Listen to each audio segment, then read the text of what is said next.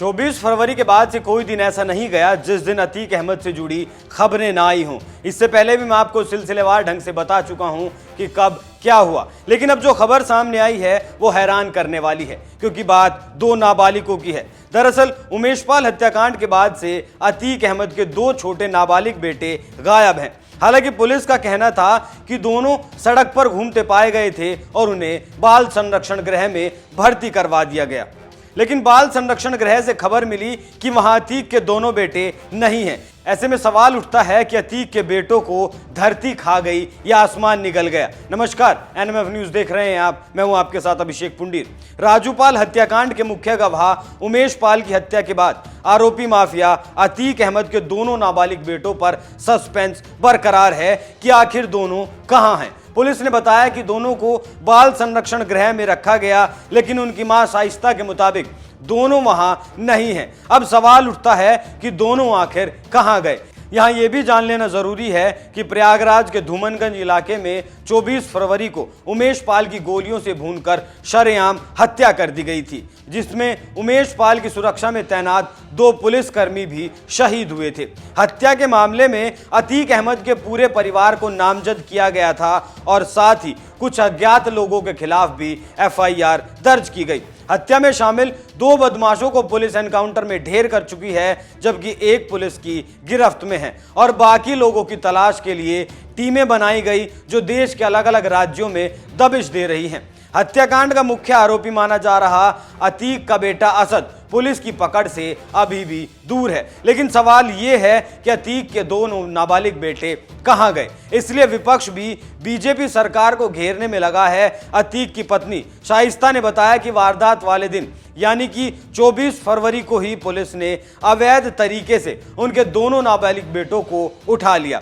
और उनका पता नहीं दे रही। वहीं पुलिस ने इस बारे में कहा कि अतीक के दोनों बेटों को बाल सुधार गृह में भेजा गया था। मामला कोर्ट पहुंच गया। उमेशपाल हत्याकांड के बाद पुलिस ने बाहुबली अतीक अहमद के घर से 7 लोगों को हिरासत में लिया था। इनमें से उसके 2 नाबालिग बेटे अहजम और आबान भी शामिल हैं। पुलिस ने अतीक के प्रयागराज के चकिया वाले घर में छापेमारी की थी। इस दौरान घर में मौजूद दोनों बेटों अहजम और आबान के अलावा उनके 4 दोस्तों और घर के में काम करने वाले एक नौकर को भी हिरासत में लिया गया था। शाइस्ता परवीन का आरोप है कि पुलिस ने पूछताछ के नाम पर अवैध तरीके से उनके बेटों को घर से उठाकर गायब कर दिया। उनका अब पता नहीं चल रहा। शाइस्ता परवीन के वकील विजय मिश्र ने कोर्ट में बताया था कि धूमनगंज प्रभारी निरीक्षक की आख्या के मुताबिक शाइस्ता परवीन के 2 नाबालिग बेटे खुलदाबाद में घूमते हुए पाए गए थे। आरोपी के पुत्र नाबालिग थे, इसलिए पुलिस ने उन्हें खुलदाबाद के बाल संरक्षण गृह में दाखिल करवा दिया था, लेकिन बाल संरक्षण गृह से पता चला कि वहां शाइस्ता परवीन के दोनों नाबालिग बेटे नहीं हैं। ये बात सिर्फ अतीक की पत्नी शाइस्ता की वकील ही नहीं कह रही, बल्कि बच्चों के बाल सुधार गृह में होने से जिला प्रोबेशन अधिकारी भी इनकार कर रहे हैं। ऐसे में शाइस्ता ने प्रयागराज न्यायालय के मुख्य न्यायिक मजिस्ट्रेट की अदालत में एप्लीकेशन लगाई है। शाइस्ता की अर्जी पर सुनवाई करते हुए कोर्ट ने पुलिस को जवाब तलब करने के लिए बुलाया है। कोर्ट ने बाल सुधार गृह के अलावा पुलिस को भी नोटिस जारी कर अदालत में अपनी रिपोर्ट पेश करने के लिए कहा है। अब सवाल यह है कि अतीक अहमद के 2 नाबालिग बेटे अगर बाल सुधार गृह में भी नहीं हैं तो फिर वो कहां हैं, और पुलिस इस संबंध में साफ बात क्यों नहीं कर रही। बताया गया कि एक सिपाही ने कोर्ट में आख्या दाखिल की थी जो साफ नहीं थी, जिसके बाद कोर्ट को स्पष्ट आख्या देने के लिए पुलिस को आदेशित करना पड़ा। संभावना ऐसी भी है कि कोर्ट में पुलिस की रिपोर्ट के बाद इस पहेली का हल मिल सके। अब सुनिए विपक्ष का क्या कहना है इस मुद्दे पर। विपक्ष ने तो सरकार पर ही सवालिया निशान खड़ा कर दिया। सपा के राष्ट्रीय प्रमुख महासचिव रामगोपाल यादव का कहना है कि पुलिस ने अतीक अहमद के स्कूल में पढ़ने वाले 2 लड़कों को तो पहले ही दिन पकड़ लिया, उनमें से एक की हत्या कर दी जाएगी। आप देख लेना, यूपी पुलिस प्रयागराज की घटना के असली आरोपियों को तो पकड़ नहीं पा रही, दबाव में किसी को भी उठा ले रही है। उनसे कहा गया है जो पकड़ में आए उसे उठा लो और मार दो। रामगोपाल यादव होली के मौके पर मुलायम सिंह यादव को श्रद्धांजलि देने सैफई पहुंचे थे, जहां उन्होंने ये बयान दिया। आप भी सुनिए क्या कहा रामगोपाल यादव ने। तो दबाव ऊपर से है कि मारो, तो जो पकड़ में आ जाएगा उसे मारेंगे।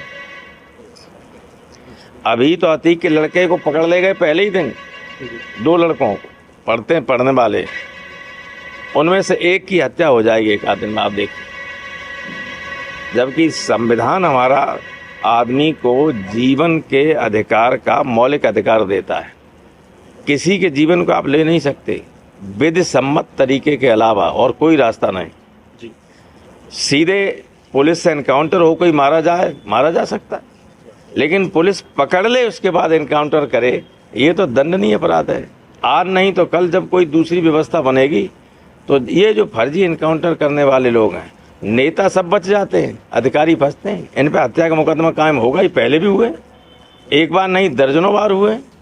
उन्होंने कहा कि अतीक के 5 बेटे हैं, 2 पहले से ही जेल में हैं। मामले में नामजद असद अभी फरार है। बाकी 2 नाबालिग बेटे कहां हैं, ना तो पुलिस बता रही है और ना ही परिवार। बता दें, उमेश पाल हत्याकांड के बाद से 2.5 लाख के इनामी अतीक अहमद के बेटे असद की तलाश में छापेमारी लगातार जारी है। वहीं दूसरी तरफ अतीक के दोनों नाबालिग बेटों का पता नहीं चल पा रहा है। अतीक की पत्नी बार बार पुलिस पर बच्चों को उठा लेने का आरोप लगा रही है। वहीं पुलिस इस बात का खंडन कर चुकी है कि उसके पास अतीक के दोनों बेटे नहीं हैं। अब यहां सपा के दर्द को भी समझ लेना जरूरी है। रामगोपाल यादव अतीक पर हो रही कार्रवाई से दुखी हैं और संविधान की दुहाई दे रहे हैं। हालांकि जिस इंसान ने कभी संविधान का पालन नहीं किया, उसके साथ भी संवैधानिक तरीके से कार्रवाई होनी चाहिए, ये बिल्कुल सही बात है, क्योंकि इस देश में संविधान का ही राज चलता है। लेकिन पहली बात तो ये, रामगोपाल जो आरोप लगा रहे हैं फर्जी एनकाउंटर का, उन्हें साबित करने के लिए उनके पास कुछ सबूत हैं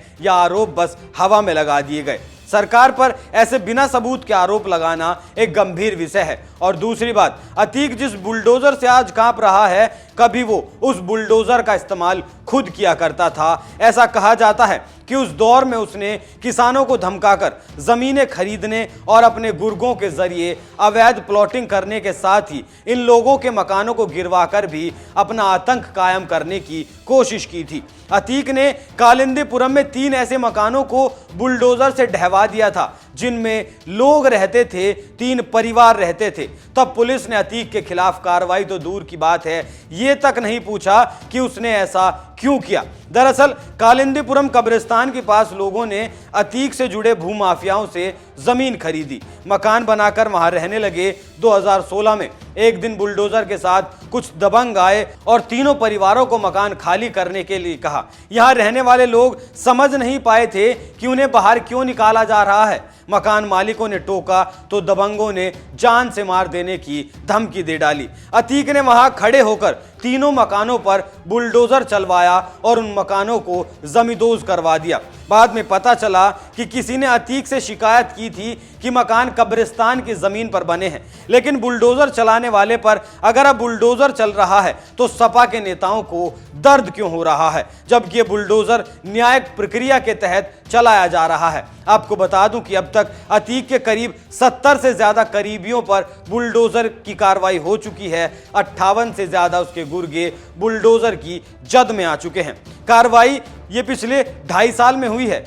2020 से अतीक पर प्रशासन का शिकंजा कसना शुरू हो गया था। अब तक अतीक और उसके करीबियों की 1000 से ज्यादा की संपत्तियों पर बुलडोजर चल चुका है। माफिया नाम की बीमारी को खत्म करने के लिए योगी आदित्यनाथ फाइनल राउंड चला रहे हैं। योगी का नाम सुनकर अब बड़े बड़े माफिया थर्राने लगे हैं और इसका सबसे बड़ा उदाहरण है मुख्तार अंसारी और अतीक अहमद। आप इस खबर पर क्या राय रखते हैं, हमें कमेंट करके जरूर बताएं। नमस्कार।